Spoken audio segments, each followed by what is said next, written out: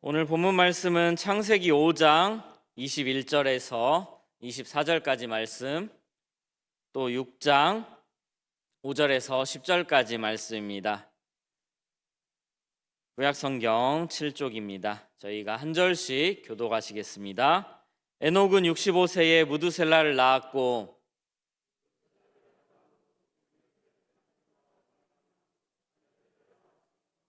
그는 365세를 살았더라.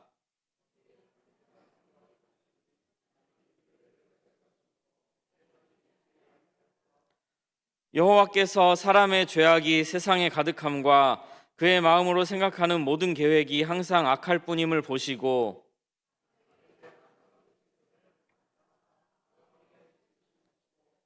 이르시되 내가 창조한 사람을 내가 지면에서 쓸어버리되 사람으로부터 가축과 기는 것과 공중의 새까지 그러하리니 이는 내가 그것들을 지었음을 한탄함이니라 하시니라. 이것이 노아의 족본이라. 노아는 의인이요 당대의 완전한 자라. 그는 하나님과 동행하였으며. 아멘. 오늘은 하나님과 동행한 사람들이라는 제목으로 수요기도의 말씀을 함께 나누겠습니다. 우리는 하나님과 동행하는 삶에 대하여서 많은 관심을 가지고 있습니다. 주님과 24시간 동행하면서 살아가기를 소망하기에 하나님과 동행한다는 말만 들어도 우리의 가슴이 설레이기도 합니다. 그런데 우리가 흔히 오해하는 것이 있습니다. 하나님과 동행을 한다면은 우리의 인생에 아무 문제도 없이 평탄할 것이라고 생각을 하기도 합니다. 그러나 성경은 그렇게 말하지 않습니다. 하나님과 동행하는 인생은 고난이 없는 인생이 아니라 고난 속에서도 하나님이 우리와 함께 해주시는 인생입니다. 그런데 여기에서 분명한 사실이 한 가지가 있는데요. 주님과 동행하는 삶이 아니면은 그 누구도 인생에서 또 신앙생활에서 성공할 수가 없다는 것입니다.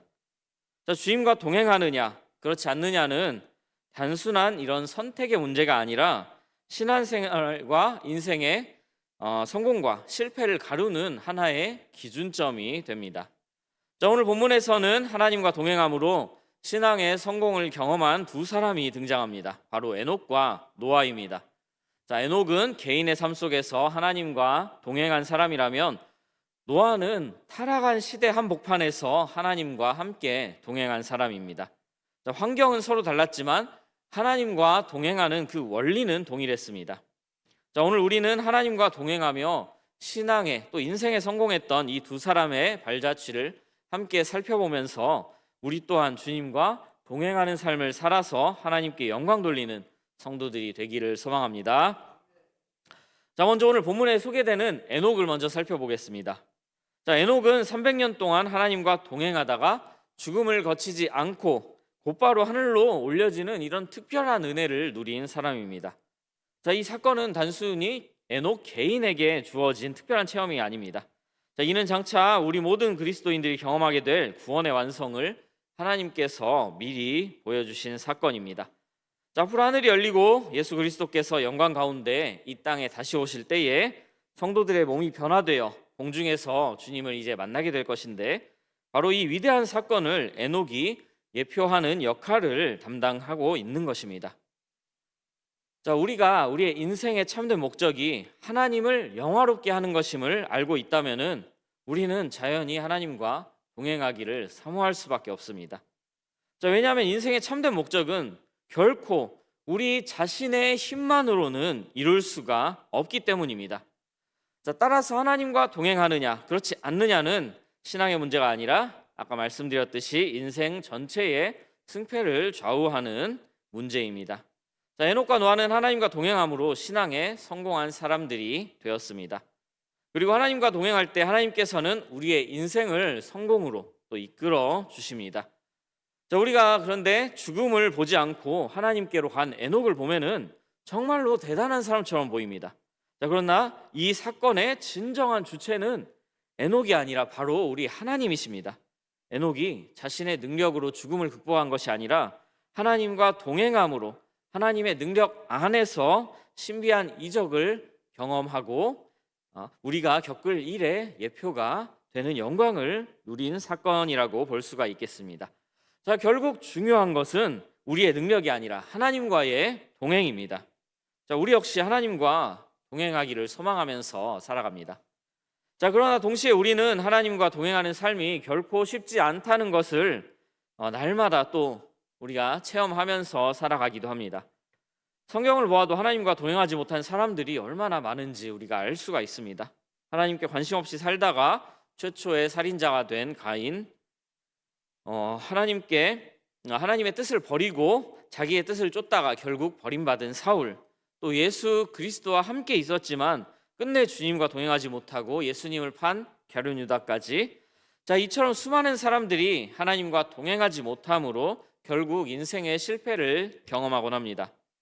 자, 그러므로 우리는 하나님과 동행하는 것이 무엇인지, 어떻게 하나님과 동행할 수 있는지를 분명히 알고 있어야 하겠습니다. 자, 미가서 6장 8절의 말씀을 보면 하나님께서 성도에게 가장 원하시는 삶이 바로 하나님과의 동행임을 알 수 있습니다. 자, 합독하시겠습니다. 사람아, 주께서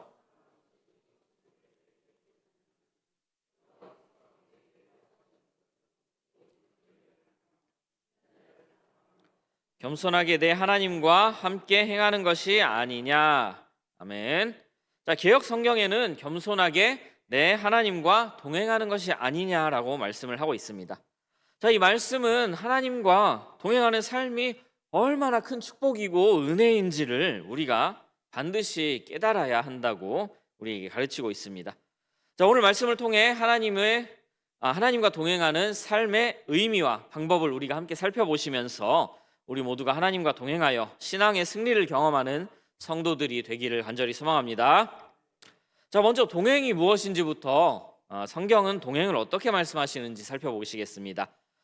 자, 성경에서 말하는 동행이라는 단어의 원어 할라크는 같이 걷다는 뜻을 가지고 있습니다. 자, 우리가 길을 걸을 때를 생각해 보면 혼자 걷는 것과 누군가와 함께 걷는 길은 전혀 다른 길입니다. 자, 같은 길을 걸어가도 혼자 걸을 때는 작은 돌 하나에도 쉽게 넘어지고 길이 맞는지 계속 불안해집니다. 그러나 누군가와 함께 걷고 있을 때는 다릅니다. 길이 험해도 덜 두렵고 방향이 틀릴까 걱정하지도 않습니다. 왜냐하면 함께 걷는 사람이 든든하게 있기 때문입니다. 자, 하나님과 동행하는 삶도 이와 같습니다. 길이 바뀌는 것이 아닙니다. 고난이 어디 사라지는 것도 아닙니다. 다만 혼자 걷던 길을 하나님과 우리가 함께 걷게 되는 것입니다.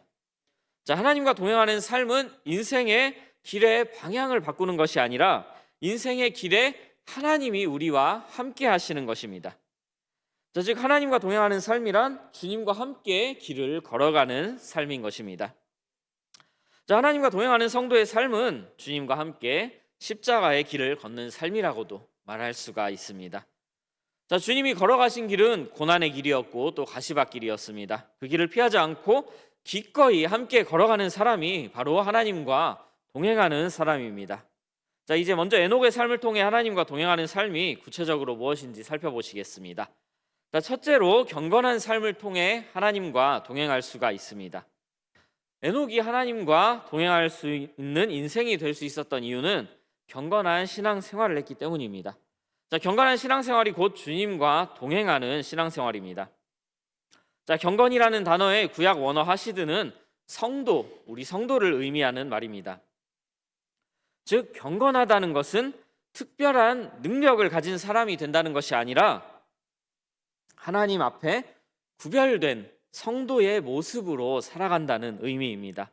또 신약에서 사용되는 경건이라는 단어 유세베이아는 순결한 양심으로 하나님을 예배할 수 있는 그 마음을 뜻합니다. 곧 영과 진리로 예배드리는 삶이 신앙적 의미의 경건이라 할 수 있습니다. 그렇다면 우리가 어떻게 경건한 성도가 될 수 있겠습니까? 자, 디모데전서 4장 7절 말씀은 이렇게 권면하고 있습니다. 합독하시겠습니다.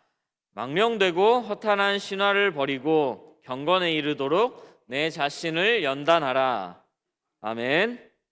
자, 경건은 저절로 만들어지는 것이 아닙니다. 고난과 환난, 연단의 과정을 통하여서 하나님께 빚어질 때 경건한 사람이 됩니다. 자, 세상의 유혹을 이겨내고 하나님을 더 사랑하게 되는 것, 하나님을 가장 사랑함으로 영과 진리로 예배를 드리는 삶, 이것이 바로 경건이라고 할 수가 있겠습니다. 자, 경건은 하나님과 동행하기 위한 가장 기본적인 출발점입니다. 하나님께서 원하시는 모습으로 살아갈 때에 우리는 하나님과 동행의 출발점에 설 수가 있는 것입니다. 자, 둘째로 구별된 거룩한 삶을 살 때 하나님과 동행하는 사람이 됩니다. 자, 성도는 거룩한 삶을 살아가는 사람입니다. 하나님께서는 레위기를 통해 내가 거룩하니 너희도 거룩하라고 말씀을 하십니다. 자, 하나님께서는 우리가 주님의 거룩함을 본받아 살아가며 주님과 동행하기를 분명히 원하십니다. 자, 성경은 거룩한 삶의 구체적인 방법을 우리에게 알려줍니다. 자, 민수기 6장 8절 합독하시겠습니다. 자기의 몸을 구별하는 모든 날 동안 그는 여호와께 거룩한 자니라. 아멘. 이렇게 말씀합니다. 또 고린도전서 6장 18절에서 20절까지 합독하시겠습니다. 사람이 범하는 죄마다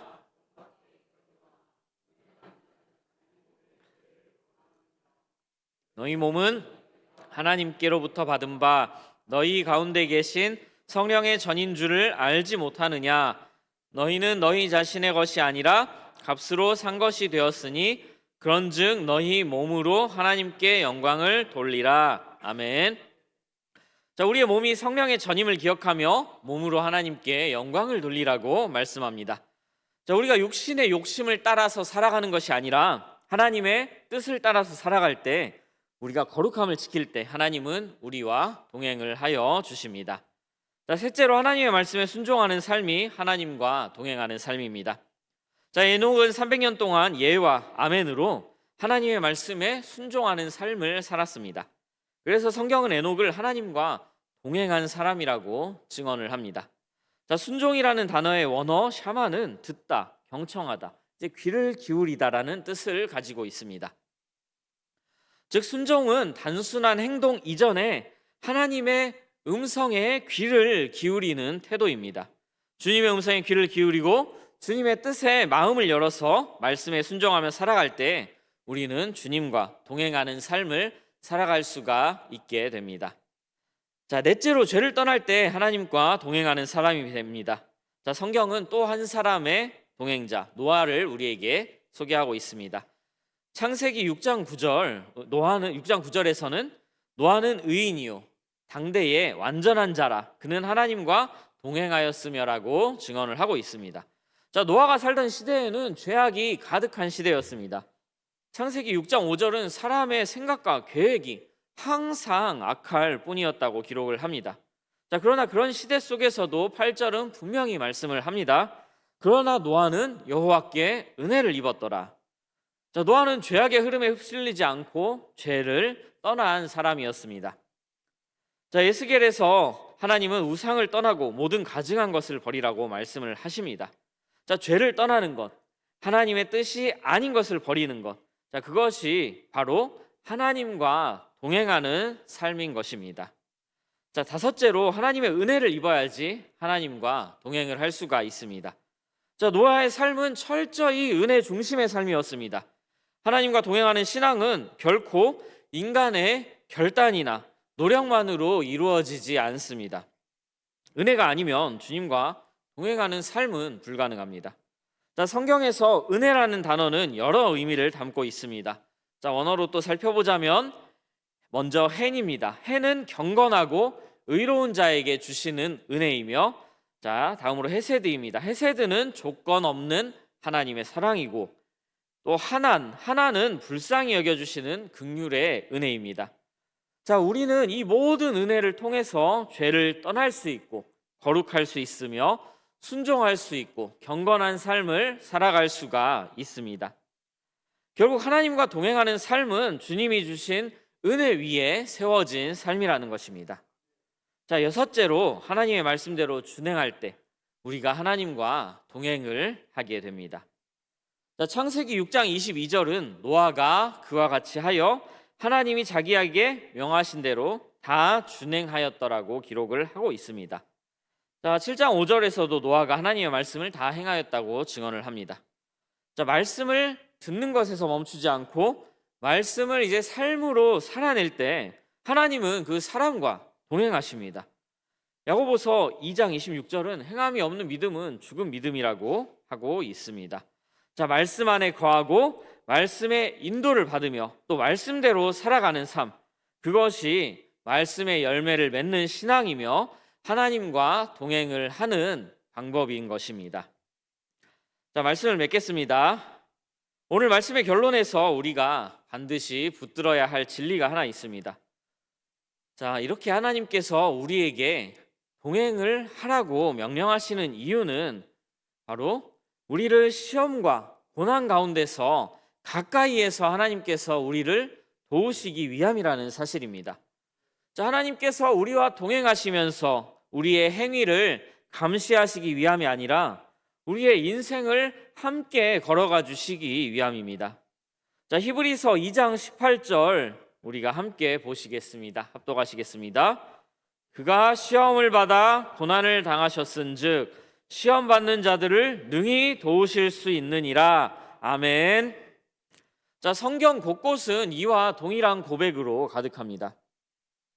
그중 가장 대표적인 것 하나만 소개하자면 여호와께서 여기까지 우리를 도우셨다입니다.